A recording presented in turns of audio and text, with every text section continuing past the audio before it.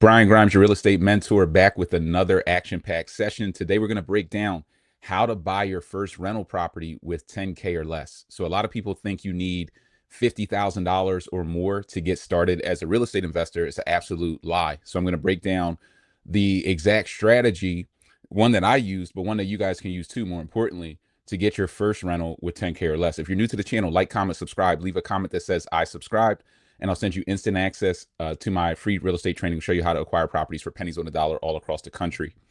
Let's get straight into this thing, guys. If you have questions, drop in the chat, drop them to the comment section.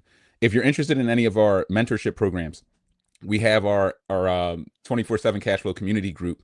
You can tap into that. It's only $27 to join, just to keep out the tire kickers. So we put a price on it so that we build a strong community. You can click the link in bio. If you're on YouTube, you can click the link in the description to tap in there. Once again, only $27 to get in. You'll get access to some of our VIP course content, Q&A support, and then you get to connect with the community. Community is everything. It's part of the reason why, a lot of people will, if I don't do one of these lives 1 week, and I've been doing these weekly for maybe over a couple of years now, people miss that community aspect of being able to reach out, talk to others, connect with others. It's not always about seeing somebody like me getting results in real estate, but seeing other people who are just like you, who are going out, getting their first 2 deals or their first 10 properties and starting to break themselves free from the 9 to 5 can give you even more confidence and being able to network with them and take their resources. So I recommend joining that. Once again, you can click the link in my bio on IG or DM me Cashflow. We'll send you a link. $27 to join, just to weed out the tire kickers. And on YouTube, you can click the link in the description. We have our next real estate ride along tour, May 31st. You want to spend a day with me in Philly, touring properties, seeing how properties are put back together. Tap in May 31st. That's a Saturday. You'll spend all day with me. We'll grab lunch and you can pick my brain and you'll get access to course content, resources, community. You'll be able to network with investors from all across the country. What's happening with lenders, all of that stuff. And then we have our boots on the ground program. If you want us to find, finance, rehab, tenant, and manage properties for you, you just need to tap into our boots on the ground program. We have limited capacity. We're only going to take on 1 or 2 people this month because we had a bunch of people tap in last month. So let's get into this thing, guys. You have questions, drop in the chat section, drop in the comment section. How do you buy your first rental property with 10K or less? We're going to talk about how I did it. So I'm going to break down my exact deal.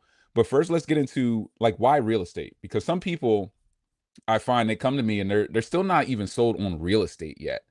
And my understanding of that is they just don't know enough about the game.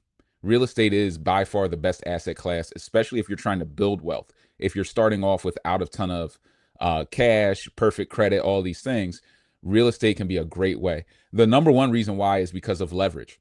Real estate offers an amount of leverage that to me is second to none. So you can come into this game with 0% down, which we're going to talk about, 1% down, 3.5% down. I came in with about 3 to 3.5% down, and we'll break down those numbers. But being able to invest and control assets that are hundreds of thousands of dollars or even multi-million-dollar assets with anywhere from 0 to 10% down is absolutely insane. And it's an opportunity that you should not pass up on. There are very few stocks, for instance, where you could say, well, I'll just put 1% down and just give me the whole stock and all the value of it as it appreciates, or all of the tax loss harvesting, or whatever you can do with it. There's very few assets like this on the planet. Number 2 is the everyone theory. And I'm all about supply and demand and macroeconomics. I majored in economics in college at Columbia University. So I got a good exposure to a lot of different theories and we'll call them economic philosophies, which is really what they are. The everyone theory is everybody needs some place to live. No matter who you are, the wealthiest person, the poorest person, everybody needs somewhere to live. We know that everybody's paying rent or they're paying a mortgage, and that includes kind of everybody on the planet. And we know that according to the World Economic Forum, the affordable housing crisis is projected to double within the next 5 years. We're not even talking about 10, 15, 20 years. In 5 years, the affordable housing crisis is projected to double. And I'm seeing that now. We're all seeing that with the tariffs and everything and inflation, all the price changes right now. So since everybody needs somewhere to rent, somewhere to live, you want to become a landlord. You want to become a home owner. You want to build a portfolio now before prices skyrocket, before most properties become unaffordable, because all these hedge funds, they know all this information. They're buying up all the single family real estate as well, and all the multis and all the residential. They're buying it all. So if you miss this wave, and there's plenty of food to eat, there's plenty of deals to go around, but if you miss this wave, you're done. That I can assure you, because I've seen waves, I've missed waves before.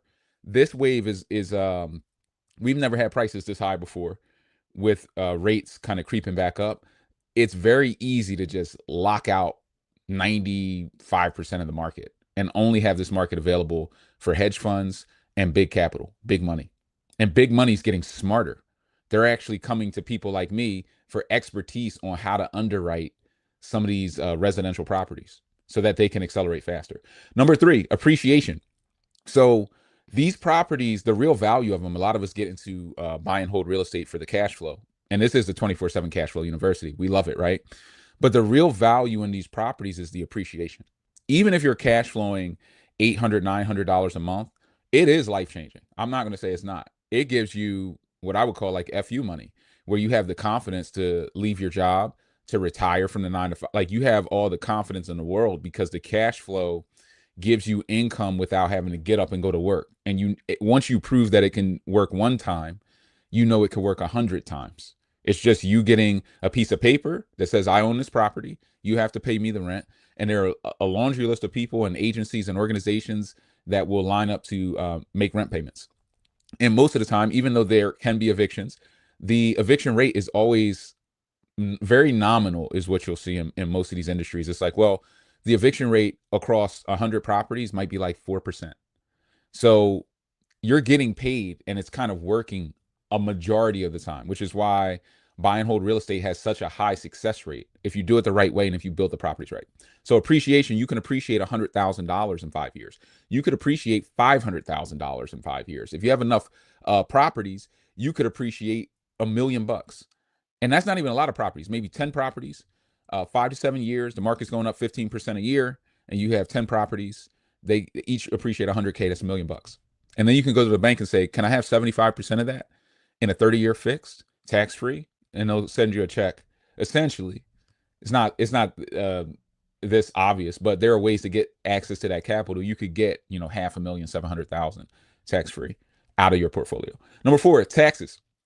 The only way why the wealthy own a lot of real estate, and Frank Harris said, F you pay me money, understood. Yeah, you want to get that FU money where you have options, where you can travel more, you can spend more time with your family, you can not work as hard. Even if you like what you do, you could do less of it and do more of your passion. You kind of always want to build your lifestyle. That's the purpose of real estate, is to build your lifestyle. Real estate is custom, so you can pick a strategy and then build the life that you want to live. If that's spending more time with your kids, you can build that life into real estate. It's not as easy to build that into the 9 to 5. The 9 to 5 is not buildable. It's not moldable. It just is what it is. Take the money, do what I tell you, or that's that. So you just want to have more control over your life. But for taxes, the reason a wealthy buy the real estate is because, let's say, like, a lot of people, they want to have a successful business. They want to, a lot of entrepreneurs, and most of you guys, I'll say, that are real estate investors are entrepreneurs. So you want to have this successful business that makes, good money. Maybe you want to make 100K a month, and you have like your goal, or 50K a month, or whatever your goal is. And if you're lucky enough to hit that goal, you're going to owe 25,000 of your 50K in taxes, damn near. So now you have a tax problem. And the only way to get rid of them tax issues is to buy some real estate, for most people. Not saying it's the only tax asset out there, but this is a good asset to streamline your wealth and to pay less taxes. This is going to give you tax losses. You can bonus depreciate. I see Corey just asked, do you streamline 39-year depreciation on all your long-term rentals? Most of these rentals will still be 27 and a half if they're residential. The 39 will be in like that commercial space. I'm not saying you couldn't get a commercial valuation on a scattered site, 100 property residential portfolio. But yet what I would do is I would get bonus depreciation. So I would get a cost segregation study done on my commercial assets or my residential. And then I would bonus depreciate based upon my taxation at the moment. understanding conceptually that I can probably do more deals in the future than I'm doing now. I'll repeat that because it's very important. I can probably do more deals in the future than I can do now. Meaning, if I'm doing 3 houses this year, next year I could do 6 with the same amount of effort because I'm going to get smarter, faster, better, more skilled at acquisitions, finding the best properties, understanding the game. You're going to learn and you're going to accelerate like anyone else. So, because of that, I want to constantly bonus depreciate assets to cover today's taxes, knowing I could build more properties in the future. More properties mean in the future means more tax losses in the future. If I do this correctly, I'll constantly be creating tax losses, like every year with my burst strategy.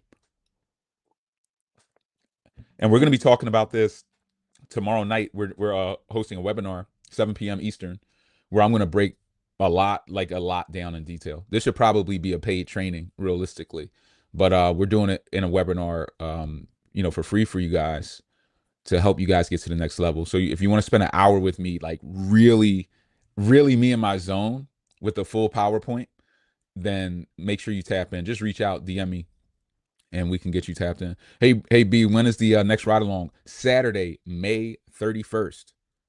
Be there. Mike's the cameraman, so I need you there. We missed the last one. It was magical. Last one was magical. Daryl Long, I got 18,000 in cost segregation year one tax loss credits on my first boots on the ground. so think about that. A lot of people, that's amazing. That's great to hear, and I appreciate you for sharing that, Daryl. Killing it. Get 10 a year like this. That's 180K. Facts. 10 a year like this, and you might get 100K back on a tax refund because you could create another 180K. And if you start knocking down your income, now they're like, yo, you overpaid us 100. We kept 100K of your money. You overpaid us. Here you go. Boom. You get a check for 6 figures. Whoa. The real estate is crazy. So what Daryl is telling you is, even if he does this deal, let's say he did it, he went out for the burst strategy, he tried to do 100% refinance out, pull all my money out. That didn't work. He left 17K in the deal. A lot of people rip their hair out. Oh my God, I left 17K in this deal. What am I going to do with myself? Well, Daryl goes and gets bonus depreciation on the asset. He learns that pretty much in doing one of his boots on the ground deals that we found and built for him. In doing one of them, he's like, wait, I can get 18,000 from one. Well, if I can scale this up to 10, I can get 180,000 in losses that I can dollar for dollar damn near grab out of taxes that you're paying on other income. And you can carry forward these losses to set off future income, by the way. So even if you didn't make 180K right now, you could just generate the losses, pass them forward into the future for when you're making more money. I can always make more money and do more deals in the future than I can today. He's showing you the true value of these deals, which is why it's almost, to me, and understanding this bonus depreciation, all this stuff, it's hard for me to explain the value to someone who's like, well, how much does it cash flow? All the value is in the $500 a month. And I'm just like, I get it, bro, but what about the $18,000 tax loss? Well, they can't see that. They don't know it exists. What about the $100,000 in appreciation over the next 5 to 6 years? That doesn't exist. So you have to put all of these things into your perspective if you want to win.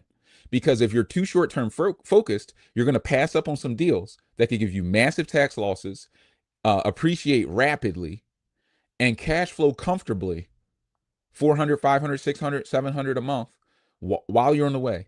Even if you had to put 20K into them, you could grab it back in taxes. You grab 18 back in taxes. You have to understand the full value of this game.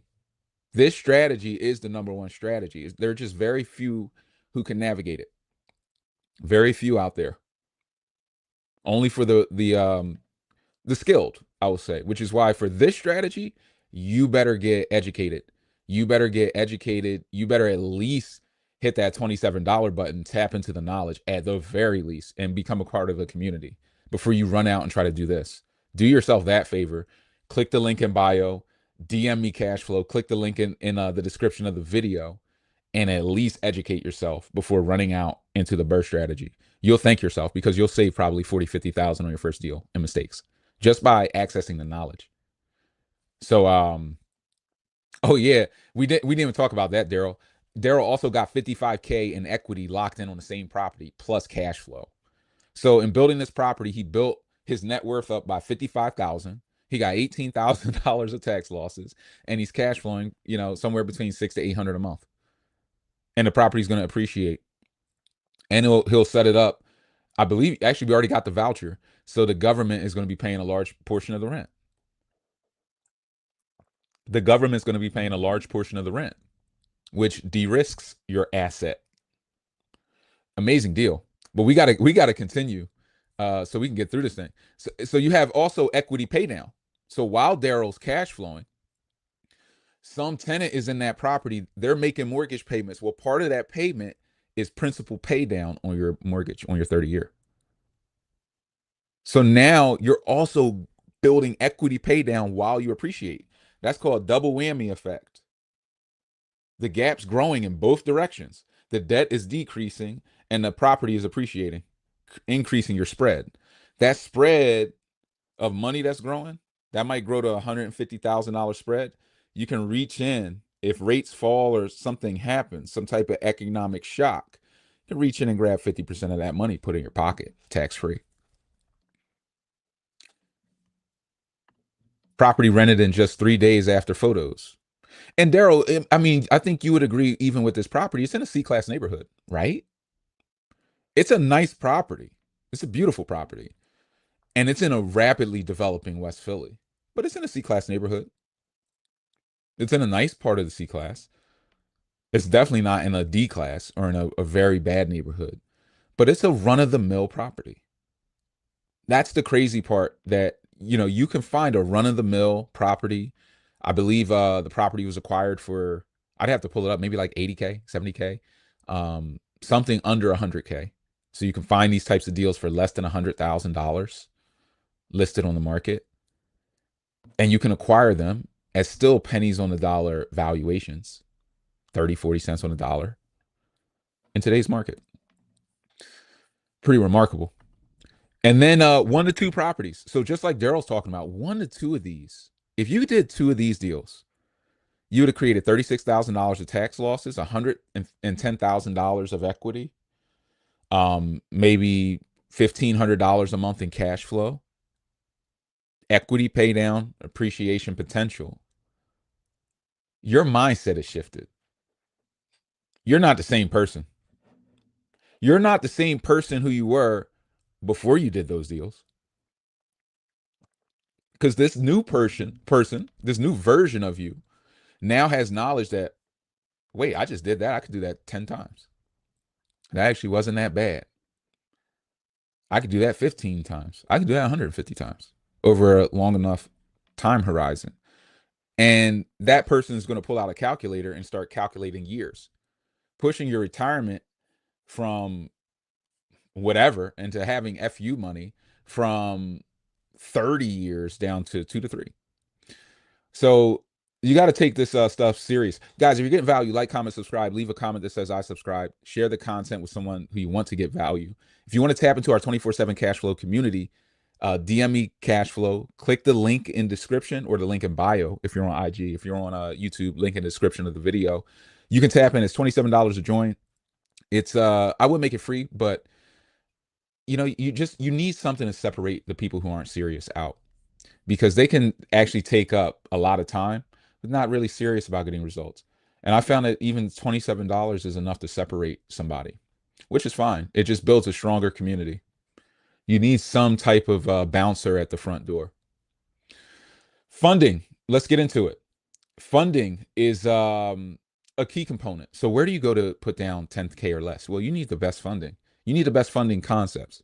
You need the best funding strategies, superior strategies. We'll be talking about it hopefully for the next 10 years, because it's one of the best ideas I've come across. It's just having a superior strategy in this business. You don't need to be better than anybody. Nobody's better. This isn't professional sports. You can't just jump higher than somebody so you're better at real estate, or you're fast or something. Even having money doesn't make you better in this game. Superior strategy makes you better because the effort that you're applying is going towards a strategy that is so much better than someone else's strategy that even your half-assed results are better than their full focused results. This is about, and having these funding options is about superior strategy over somebody else who has the same amount of money and credit score as you. Option number one is FHA loan. This is what I did: 3.5% down on a triplex house hack. I'm going to break down those numbers tomorrow night on the webinar, and I'll break them down a little bit here. But 3.5% down, FHA house hack. Also had another superior strategy and a seller's assist. Allowed me to acquire a triplex for about $5,000 that has since 3x in value and has always had a 100% plus cash on cash return. Always had a strong return. I did the FHA house hack: live in one unit, rent out the others. There's the NACA program. You can actually go 0% down. Little bit cumbersome in terms of the amount of hoops you have to jump through and how long it takes. I mean, it could take you 10 months to get through the process and into a deal. But if you have the 10 months to spare anyway, and you're learning the game and you're a bit more patient, understanding you can always do more deals in the future than you do today. It doesn't matter how many deals you do today, only that you get started. Because once you start and you prove to yourself, then you can always scale up. Scaling up is actually easier than getting started. Getting started is the bigger step. It's the scarier step. Scaling up is the logical conclusion of making the scary step, realizing it wasn't that scary, and then now deciding on ways to go a little bit bigger. So 0%. If you want to go with down payment assistance types of programs, NACA, one of them. There's multiple down payment assistance programs. Now you're in that 0% range, and you can still get up to a duplex. You're not going to get a triplex, quadplex, but from what I've seen, up to a 2-unit for some of these programs you can get. And that can be very favorable and get you in the game, get you cash flowing, make you a landlord, have you start building connections with contractors as things are breaking at the property and you're making phone calls and meeting people to fix them. So now you start to build a little network, and that's how you can springboard that little crew or group of people. You got an electrician, a plumber, and an HVAC guy. Well, guess what? They knew a framer. Uh-oh. And guess who the framer knew? A mason. And guess who the mason knew? A roofer. And this is how you turn that regular property, that first deal, into a bit of a machine that you can start to scale up and feed a couple deals. See how it goes. Apply the knowledge. It's not that difficult, but you do have to take incremental steps at times. Or you can go fast. If you want to fast track, which is what we're going to talk about tomorrow night, how to fast track into 1 or 2 good deals, like Daryl's talking about, in 6 to 12 months. Like, how can I get there? Well, we'll talk about fast tracking, but this is a nice, slow and steady way. 0% down. It's not going to hurt you. Number 3 is hard money. Hard money is one of my favorite ways to scale because you can really throw gasoline on a fire, man. If you get it going and the market conditions are right, they're like very favorable. And the real estate market can be just like a field. It can be fertile or it cannot be. And when you get that market for a certain strategy and it's running and you have a hard money relationship, you can usually come to the table with 10% down. I've seen as low as 5% down with a hard money lender. 5% to control a deal. No, this isn't DSCR. This is hard money. That gives you power, man. That means if you had $1 million, let's not even go to a million. Let's say 100K. And if you don't have 100K, you could raise 100K. There's somebody with an old IRA with 100K in it that's not doing anything with it. It's not even being managed at all. They left it at their old job. They don't even care. They forgot they had it. And they can roll that into a self-directed and get you 100K. But with 100K, 5% down, it's like having $2 million of buying power. It's a lot of firepower, man. A lot of horsepower. You can scale quickly. You can do all types of deals, and you can do the burst strategy, which is where you can recycle your capital and get massive tax losses while you're doing it. It's what the wealthy do. They do some form of it. They all call it something different, but they're all doing the same formula behind the scenes. This is a formula of depreciating assets and then pushing tax losses, deferring them into the future to the point where you ultimately just die with the tax loss. Then you get a step up in basis. The tax loss gets eliminated upon death. I guess a lot of people don't know that, but the tax loss will get eliminated when you die. It's called stepping up the basis. So a lot of wealthy people are going to set up these strategies to defer their taxes and then die with the tax deferral, get a step up in basis. Their heirs inherit the properties tax free. Well, without that tax, there can still be estate taxes and different things, but there are ways to try to avoid those as well. And then insurance products to insure the cost. Number 4, seller financing. This is where you turn the seller into the bank. This is where you go find Miss Jones. Miss Jones is in pre-foreclosure, and she owes 3 months payments. And you're like, Miss Jones, I'll give you $5K to get out. I'll take over the debt. We'll correct the debt. 3 payments is like another 5. I'm in 10K. But you're gonna deed me the property. It's creative financing. We're gonna structure the deal in a way where I get you out of pre-foreclosure and you allow me to take over the property. You take that property, you rent to own it, you reposition it, and you make profit. And when you rent to own it out, you go to them and say, look, I mean, your credit's a bit compromised. I'm gonna need 10% down. They come down with 20K. You give Miss Jones 5. You pay back the back bills, whatever's due. You put the rest in your pocket and you run off. So you can do seller financing deals. I'm going to break that down tomorrow as well, because it's easier to visualize when you have kind of a good layout, a good presentation. But seller financing, you can do deals with as little as 0%. You can even get paid. I mean, you could literally put $1 down, nothing down, and then wholesale some of these deals and make money. We've had people make as much as 45. One guy, he made 25,000 in a couple of months. Somebody else tapped in. They started doing these strategies in about 6 months, and that's from going from 0 to 60. They had made like 45,000 already. So you can do that and make money even. And then number five is house hacking. House hacking, you can also do 0% down. I've seen also like 1% down mortgages if you're going to own or occupy. And that's what a house hack is. It's just living in the property and then repositioning aspects of it as a rental. So you could do like a room rental or co-living. You just keep a room or you keep the basement, you do co-living. You can room rent. You could buy a duplex in house hack or a triplex or a quadplex in house hack and then still qualify for owner occupied mortgages, which allow as little as 1% down. 1% down is very low. 10K can control, what's that, $1 million? About. So, these are rough projections, but there are a lot of, let me put it this way. There are a lot of duplexes in America in major cities selling for less than $500,000. So if you could put 1% down, 5K, you could come to the table with 10K, and maybe you want to always have more than you need. So even if I'm going to put 10% or 10K down or buy a house with less than 10K, I want to have like 20. I want to have some money set aside for some things. Yeah. So Corey said, can I still do cost seg if I still have my W-2 job? For the most part, yes. There may be different loopholes you have to jump through, but for the most part, yes. For the most part, yes.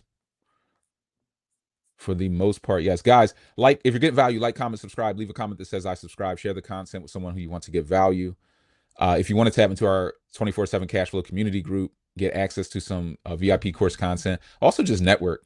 There's private lenders in the group. There's contractors in the group. There's architects in the group, accountants, DSCR lenders. There's all these different relationships in there that extend beyond me. My only thing is I help to bring everybody under one roof. But a lot of the members are formidable in their own right. Many have done 10 plus deals in the last year. So you're talking to people who are out doing it right now, which is remarkable. I'm talking about an army of people who are doing it right now. So that's why I have no fear or doubt that anyone who's serious and focused on this can do it. Can definitely do it because I've seen people make that leap. Many people, many people who didn't believe they could. So those are the five funding sources. Here's how my deal played out. And guys, if you want to tap into our community, click the links in the description. Click the link in bio on IG or DM me Cashflow on IG, and definitely share the content with someone else. Here's my 10K deal. So the property was on the market for 130,000. I was going to have to come to the table with 3.5%, about 9,000 down, because there were some different credits. I had the seller mark up to just mark it up. I'll offer you 134 because this was underpriced to me because the cash flow was this to me, $1,000 a month. I'm like, just please give me this property. But nobody's buying them at this time either. People literally sleepwalking right at this time. Knowledge wasn't even as easily available as it is now. A lot of people take that for granted because now the knowledge is available. People think, oh, yeah, like it's just like knockoff knowledge, or oh, I could learn that anywhere. And it's like, no, you can't, bro. You know how I know? Because I tried to learn it other places and it don't exist. That's why I put it together. But I always viewed it this way, $1,000 a month. So I talk him into it. He marks it up. I end up getting a $4,000 assist, seller's assist, against my 9,000, which is how I came out of pocket only 5K on this deal. The cash on cash return was infinite because the property, I'm 5,000 in and it's cash flowing $1,000 a month, essentially from day one. Essentially from day one. So you get all your money back in 6 months, and then you keep a triplex that is since 3x in value. Cash flow increases, of course, rents go up. So that was my 10K deal. And I was horrified during that deal. I think that that's worth sharing. I was completely petrified doing this deal. I was intimidated by it. It was my first deal. It was scary as hell. I didn't necessarily have even anyone I could felt that I could legitimately call on if anything went wrong. At least with a lot of you, you're like, well, if something goes to hell, I'm calling Brian. And I get some of those calls at times. I didn't have anybody. So I was like, if something goes wrong, I'm gonna have to figure this shit out. Good luck to me. So it was very scary, but it ended up being one of the best deals. And I did a house hack once again, the FHA 3.5% down. So I can recommend to a lot of you who are just getting started, even if you're not super aggressive. Some people are like, look, I don't even want to fast track. I just want to get one deal. And guys, my goal was to get one property per year for 10 years. 10 years, 10 houses. That was my goal. Get over 300 in 7 years. Your goal doesn't matter as much. What matters is that you just get the first one done and get in the game, and you'll learn enough to accelerate. That matters more. Some people are so worried about trying to get it perfect on your first deal. Just get in the game. Get in the game, get some shots up, get out there, feel the pace of the game, and then you'll start to shift gears. You will accelerate. It's like anything else. That in that sense, it is like sports because it's like, well, when you first started playing sports, think of a sport you loved that you played growing up. Um, and you just liked the game, even if you weren't that great at it, right? But you loved the game and you played on some team at some point. It could be anything. It could even be intramurals. It doesn't have to be anything extremely serious. Now, think when you first started that sport, you sucked at that sport. You sucked. I don't mean when you liked it, when you started watching good players and practicing and doing different. I mean when you first started, you were horrible. It doesn't stop you from becoming good at something. For those who have excelled in anything, sucking at it at first, but showing up, enjoying some aspects of it, understanding the value of it long term, and reapplying and iterating, it's not going to hold you back from any type of success. But going out and making some of these mistakes and blowing 50K on your first deal because you were hard headed, you didn't want to learn, you didn't want to learn from other people's mistakes. You thought this game's going to be easy because you're real smart. You're smarter than everybody. Um, you're going to make some of these mistakes. You're just going to set yourself back. You're going to turn a 2 to 3 year mission into a 5 year mission because you set yourself back $50,000 from the competition for refusing to just educate.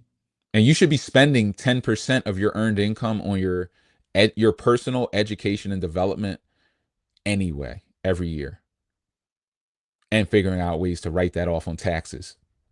You should be spending 10% of your income on your own education in some shape, form, or fashion, or on accelerating your business anyway.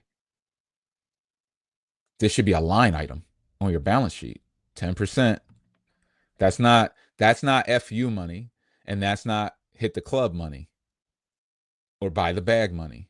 That's money to educate yourself so that you get faster, smarter, and you start iterating faster. That's how you get more value out of your future self. You're only going to get better at the real estate if you get better. You have to get better. You have to be capable of creating more systems. You need to listen to some stuff. You need to constantly educate. Guys. If you're getting value, like, comment, subscribe, leave a comment that says I subscribe, share the content. Click the links in bio if you want to tap in. If you want to get in our boots on the ground program, once again, we only have 1 or 2 spots available. We can't build houses for everyone. We're busting at the seams in Philly. We're going to have to spill over into Baltimore very soon. But reach out, about all of these things. So mistakes. Mistake number 1, overpaying for rehab. Overpaying for rehab, that happens. It can happen in a number of ways, but it usually happens due to a lack of knowledge, experience. Overpaying for your rehab can happen due to bad inspections or not understanding the nature of a deal, we'll call it. If you get into a property and you're like, oh, it's in a condition, I think I can save it. You better know you can save it. You better understand what the structural issues are and how to navigate it so that you don't just run up and run way over your budget. Getting bad contractors is an easy way to overpay for your rehab as well. Guys who are flim flam guys, they'll charge a cheap price, then keep marking it up on you, running it up on you, or run away with your money. So it's very easy. That's the number 1 mistake. If you talk to any real estate investor who learned from the School of Hard Knocks, this should serve as a warning to many of you. But and I mean every, me included, real estate investor I've talked to that's like, I learned from the School of Hard Knocks, lost money getting burned by a scam contractor on their first deal. I haven't talked to one. Literally, like, I can't think of one person, and I've only been talking to people about real estate for like 15 years almost. And it's like, I haven't talked to one who didn't say, yeah, I got burned. So most people who try to learn from the School of Hard Knocks, that's the first lesson you learn. It's that mistake, getting burned right here. So pay attention there. Number 2 is just running the numbers. Running the numbers protects you from this because it'll show you kind of some of the costs of the rehab. Running your numbers is knowing the cost of construction. That's why we focus on it in our all of our course content realistically. So even if you tap in for $27, you will learn about rehab, how to put houses back together, because it's such a fundamental skill set that you must have. You also need to know the cash flow, the lending fees, how everything works together. You have to get into the philosophy of it. It's a little class in itself, running the numbers, understanding how they play on each other and what influences the numbers to move in certain magnitudes, because some things have very low impacts, like rates going from 7.5 to 7.25 could have a very low impact, but the ARV could have a very big impact on the deal. So what numbers matter and what don't? Does the 90% versus the 100% lender matter, or don't it? Understanding your numbers is key. We focus a lot on that. Cutting corners. I tried to do this At some point in every really smart real estate investor's journey, they say, you know what? I'm so smart. I thought about all these corners I can cut that no one else thought about. And then you're really going downhill because you're going to start cutting corners on your rentals and it's going to just come back to haunt you. Every deal you do bad, it's going to attract the worst tenants and you're going to have deferred maintenance issues that are going to bleed out your cash flow constantly. So you'll have no stability. You're creating a series of landmines.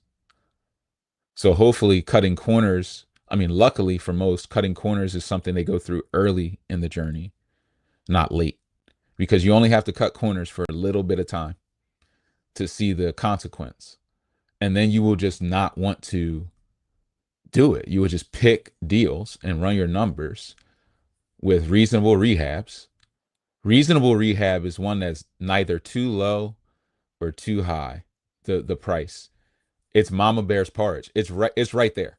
It's not too low or too high. If that rehab number is very low, I'm like, this guy's a scammer. This guy's a flu flamer. Like he's a scammer.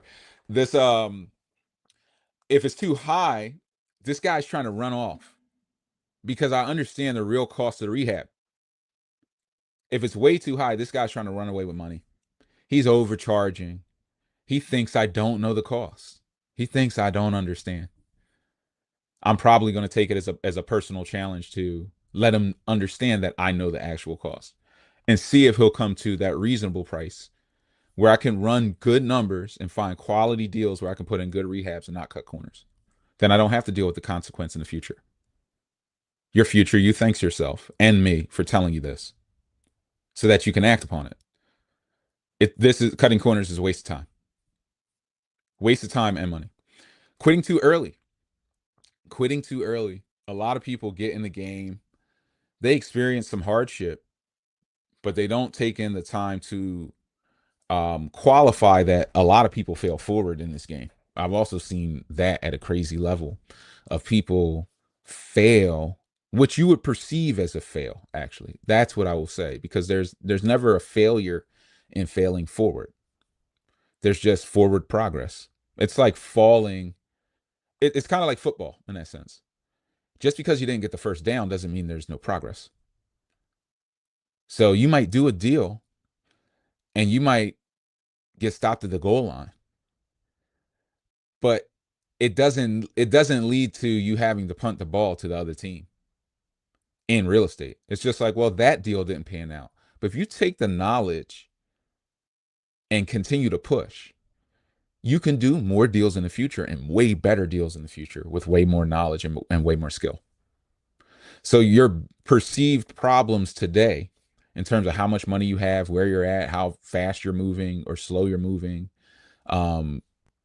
if you botched a deal for 30K, 40K, oh my God. It's like, well, from my purview, you could align a series of deals, a couple of deals, and you could just obliterate that. You could make that problem smaller by focusing on a bigger upside in the future. So taking that knowledge and reapplying it. If you quit, if you get knowledge, if you do any deal, even if it's not perfect or doesn't work out perfectly, if you don't take that knowledge and apply it to the future, you've lost all the value of the deal. So it's not about even doing the 10K deal like I did and hitting it all, out of the park on your first deal. That's fantastic. And that's going to make you fall in love with real estate. Probably, at least for that deal. But having a little hardship up front can be good. It can give you perspective. It can give you insight into other mistakes, because mistakes run in bunches. They run in layers. So you can see one layer of mistake. Okay, now I know how to navigate many things because you start researching and digging in. So take your hardship and then apply it. Don't quit. And don't care how long it takes. It took me 2 years of saving to get the money to do my first deal. 2 years of applying and researching and reading and doing all these things. But I also, in all of my research, I never came across creative financing. I never came across some of these strategies that I could have started, because you bet your ass I would have had a full operation up and running right from the 9 to 5, had I had access to even what I tell you guys for free at times, many times, once a week to a degree. Going too big. Going too big is actually from scarcity mindset. Going too big on your first deal is of a scarcity mindset. It's of a lack of trust that there are bigger, better deals in the future, and that you'll be around to execute on them, and more opportunity will be created when the timing is right. So it's this overwhelming desire to want to go big right now. Now, I'm not saying that can't work. I think there's just a risk tolerance here as well. I'm not saying it can't work. You could go big, and I think today's market is actually a time to go big. If I'm if I'm a betting man, with what I'm seeing with like global tariffs, prices are going to go up. If I'm a betting man, and I would want to be buying as many assets as I can right now, as many as I can, because the demand nationally and globally for some of these rental properties, and just like hedge funds and all these different asset management classes, it's at an all-time high. So I would really be focused on acquiring as many as I can comfortably. But going too big is like, if you're doing your first deal and you're like, yo, I got to do a 20 unit deal. And it's like, bro, have you ever done a deal before? No, but I got to do a 20 unit. I'm all or nothing. You don't want to go that big. Even if that's your ultimate goal on your first deal, you need to go small, because a lot of what you will learn on a small deal, you can apply to a big deal, and then avoid big mistakes. Avoid big mistakes. Avoid that big money mistake. You can only avoid that real big money mistake by doing a smaller deal or a series of smaller deals first, to understand more about the structuring, the pace, the people involved with the execution on your deals. You need some type of test, some sandbox. And that sandbox better not be a commercial deal. When the water line goes on the single family property, it's going to be 4K. When the water line goes on the commercial deal, it's going to be 45K. And they're going to find asbestos. And that's going to be a $20,000 remediation. Don't do it. It's fool's gold. But it's not born. Once again, it's born of a scarcity mindset that those opportunities won't be there in the future. They'll still be there. They'll always be there, and they're always there. And you'll always be able to find the right one with the right patience, knowledge, and approach. It's all there waiting for you. It's just, how quickly are you going to accelerate your way there? You're not going to accelerate there by making all these common mistakes. These are the mistakes people make. There's more, but these are kind of a bit more obvious there. Um, but that's how you're going to buy your first rental with 10K or less, is by doing one of those strategies, avoiding these mistakes, um, understanding the different funding options that are available to you. You could always do my 10K deal. That's a reliable fan favorite. That is easy to apply in a major city, especially when you're younger. But even if you have a family, and then just understanding some of the value, like Daryl's deal, understanding the value of these properties can help you to get over the hump. Because, like I said in the beginning, many people are still stuck here. Well, why real estate?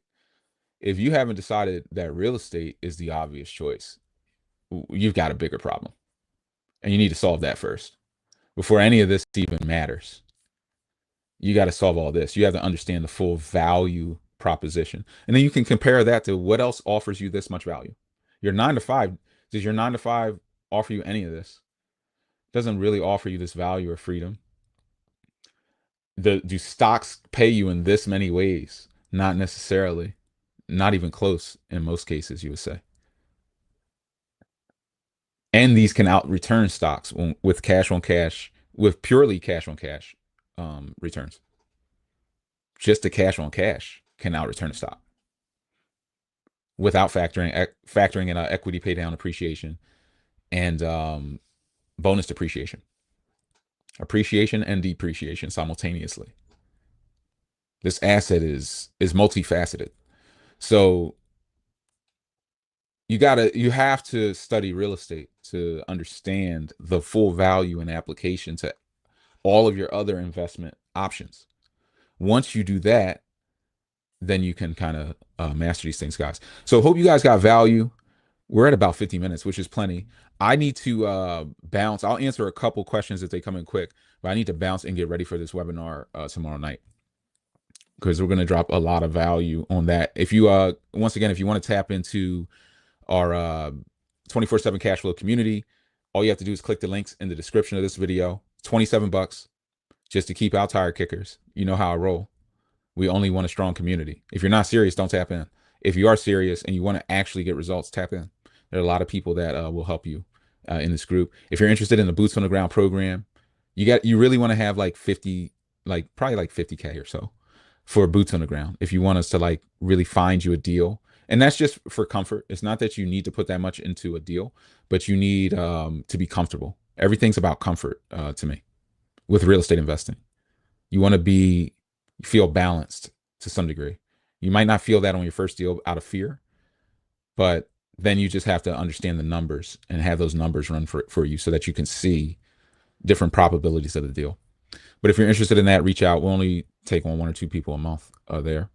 And then we have our next real estate ride along tour Saturday, May 31st. DM me ride along, reach out, drop a comment that says ride along. We'll get you access to that. Those sell out. People usually are surprised they show up and they're like, damn, it's kind of packed on this tour bus. And it's like, yeah, like they sell out pretty much every time. But you'll get to spend the day with me touring properties in Philly, and that'll be fun. We'll see a bunch of stuff. There's some I will say that, magical deals we're working on right now. So this May 31st ride along, I'm telling you, the lineup, the deals that you'll get to see and the phases you get to see them in is extremely rare. And I can't recreate this stuff. I don't control the timing of any of these deals. So what you'll be able to see is very remarkable. The rehab budgets, what's actually going down. And when we go in the property, I just started doing this at the last ride along.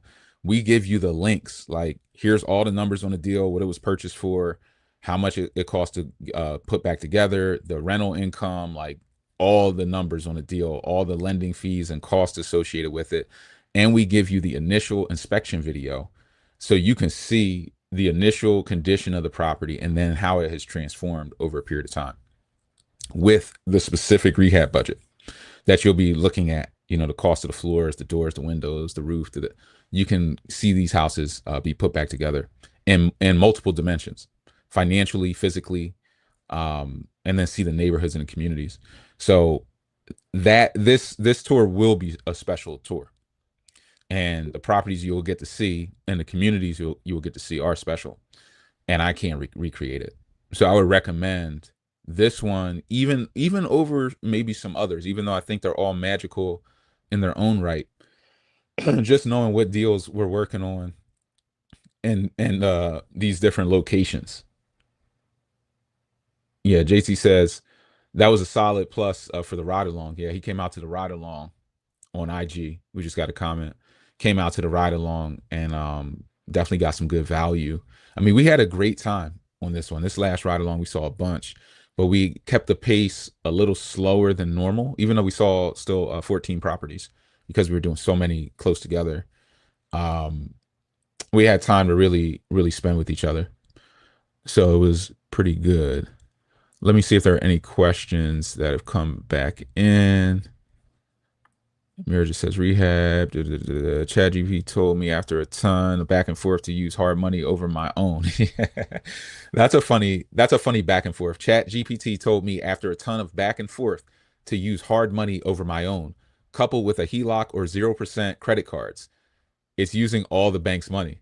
So artificial intelligence is saying use OPM if you want to win. Use OPM. Use that hard money. Like I told you guys, hard money was like my favorite way to scale. Well, that's what Chat GPT is saying as well. And Chat GPT or any type of AI software What it can be really good for is research. Daryl's very good at that. I started doing it a bit more after meeting Daryl. And this is the pure benefit of me doing this. Like, Brian, why do you help people? Why? Because it's fantastic helping people. Helping people is fantastic. And you get to experience the journey, the early journey, the excitement of the journey with people. You're helping to do their first deal.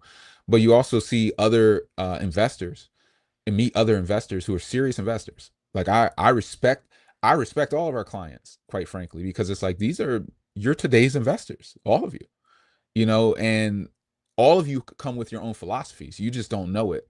But you all, as I talk to you, you have certain characteristics or ways of doing things that are unique to yourselves that will make you successful on your journey as you maximize and build talents around your natural inclinations. But I get to learn from that. I get to see other investors, where they're investing, why they're investing, different strategies. Daryl's somebody interesting for, in my opinion, for people to learn from. And I study how he studies at times, and he's good with Chat GPT. But it's great for researching things like this, asking it tax questions. A lot of your tax questions that you have, ask Chat GPT and keep narrowing down and asking other ways and give me any exclusions, do more, and it can dig through more research than you can do on Google by yourself, times 1,000. So definitely recommended. Even for real estate questions like this, you can really drill down at a high level. But I would agree. I mean, hard money over your own. This is also, Daryl, something that I struggled with without any research, just from a natural inclination. Mine was some point, right? You have to just, like, you get so much cash, you use all your own cash, even if that's 500,000. Okay, well, now I'm just going to do two deals. I'm going to use all cash. I pay no lending fees. I keep more of my money. And if I keep doing that and reinvesting, there's going to be some type of compound snowball effect.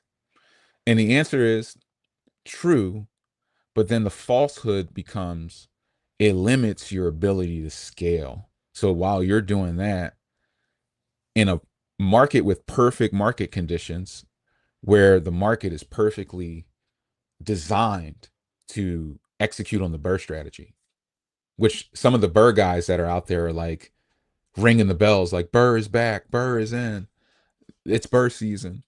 So which it may be, right? But when it is Burr season, you need to be able to pour gas on that fire. And no matter who you are, and we're going to talk about this tomorrow night on the webinar, no matter who you are, if your strategy is to park money or use all your own cash, you're going to run out of money.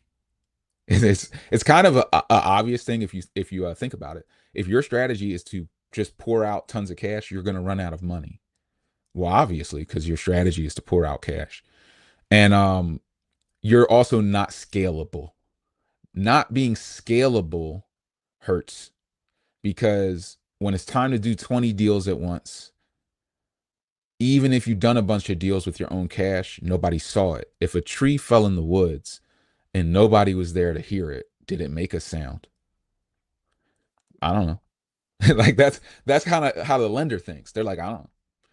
I just want to see what they do with my money, or somebody who I know's money, with a deal on the line, like in an active deal, how you operate in that arena. And if you can navigate that arena, now when that market's perfect, you can run and do 50 deals. And there might be a reason to run and do 50 deals. Like, yo, this economic shock happened, and I mean, it would be like this: global recession. What's one of the common ways to get out of recession? Drop them rates, baby. Wind them down. So they wind them down. But talk on the town is they're only going to be this low for like a year. Prices start booming. Everything starts booming. You want to be ready to run and gun. You don't want to be sitting there with your bag, but your 500,000 can only buy you 3 properties.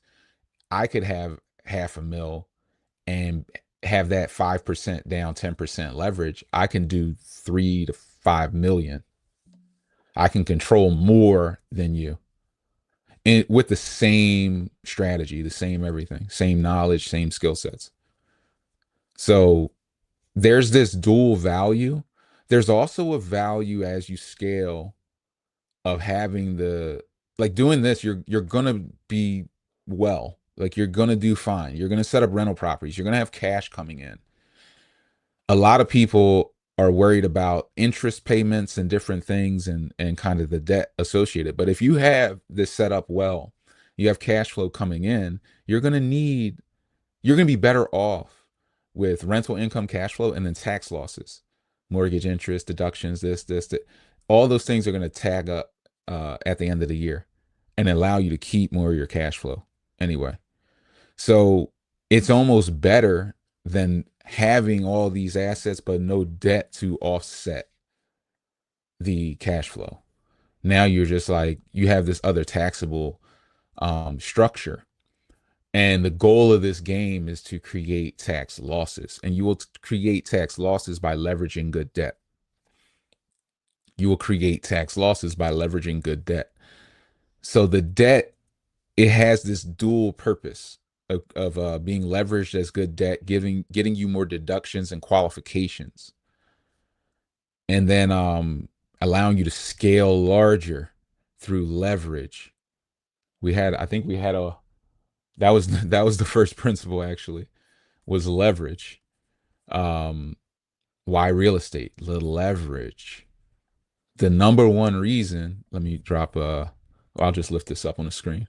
The number one reason for why real estate is leverage. Leverage comes in the form of debt, guys. Of debt. Good debt, we'll call it, because it's asset backed. It's secured debt. It's not a credit card. That's unsecured. Maybe guaranteed, but unsecured. This is secured debt, asset backed debt. The debt is secured to the property. That's good leverage. So if you come in all cash, you avoid leverage. You avoid the main, one of the main benefits or the main attraction points of this game is that you can control more assets with less money. So there's all these reasons. There's all these reasons why. There's just always so much. I feel like every session we do, we get into different aspects of these things, and we run out of time. There's like even more to talk about, even within this breakout, but we just don't have enough time. But we will be doing this tomorrow night on the webinar. Tap in. We have a bunch of people tapping in. We will probably have, hopefully we have a couple hundred people tap in, but definitely reach out if you guys have questions. Click the links in the description, click the links in bio, tap into our 24/7 cash flow community, and I will see our inner circle people on Wednesday for that call. Also, for everybody who's in the community group, I dropped in the tax sale. I've been telling you guys I was going to set that up, so I set up the process. We inspected deals at the tax sale, and then we put together kind of like a bid amount. So here's your max bid, average rehab cost, ARV, kind of ran those numbers. And then we ran visual inspections of the exteriors of the properties. So, they're well positioned. So you can see kind of what they look like, if there are issues, trees growing too close to the foundation, stuff like that. So a bit of vetting for you guys, and added in the different what else did we add in for that? I think we added in the violations as well, if these are violated. So we have all that information. So that's all in our community group. So if you're in the community group, you'll have access to that as well. These sales happen maybe 4 times a month. So we're going to try to keep you guys teed up. Oh, I also added in the videos, the training videos, so you can learn how to register for the auction, some of the things to look out for, the different pitfalls, like things that you need to research. They're all there. I always recommend watching, learning, educating, and for your first auction, doing a dry run. Just show up. It's a virtual auction, but sit there at the computer, watch, see what prices things are selling for, track them against the spreadsheet we put together. Take your time through the process. Auction is never something you want to run headfirst into, right? Ask lots of questions, measure twice, cut once. That's the philosophy. So Hope that helps you guys. That'll definitely, I've seen some people get, properties from this auction this year for as little as 25 to 30, 30,000. So, and these are properties where you could do full cash out refinances on. So that's a ton of value. So definitely guys, look into that. And that I would do all cash. If you had some cash and you could park, 25, 30K into an auction property and then season it, that's there are many ways to make a strategy like that work for you. And that's valuable to you, or even as a wholesaler, you could do that, season a property, and then mark it up and sell it to a developer and make probably around like 15, 20,000 off of a deal. So yeah, definitely take that tax sale serious, guys. That tax sale, I've done many deals at the tax sale. And I think with this process, we'll be able to keep you guys from buying duds, because at least we vetted it down to a list that has a high chance of success. Not to say that any deal you buy on this list is a damn slam dunk, and I guarantee. Like, I'm not saying all that. I'm saying this is the list that is weeded down, that is the best in terms of the spreads, but they still need to be evaluated for the same risk any auction deal will be evaluated for. So go through the training videos, ask lots of questions, tap into the course content, and you'll get educated enough to be able to get your feet wet, at least on a deal or two. Hope that helps. Brian Grimes, your real estate mentor. I'll see you guys on the next one.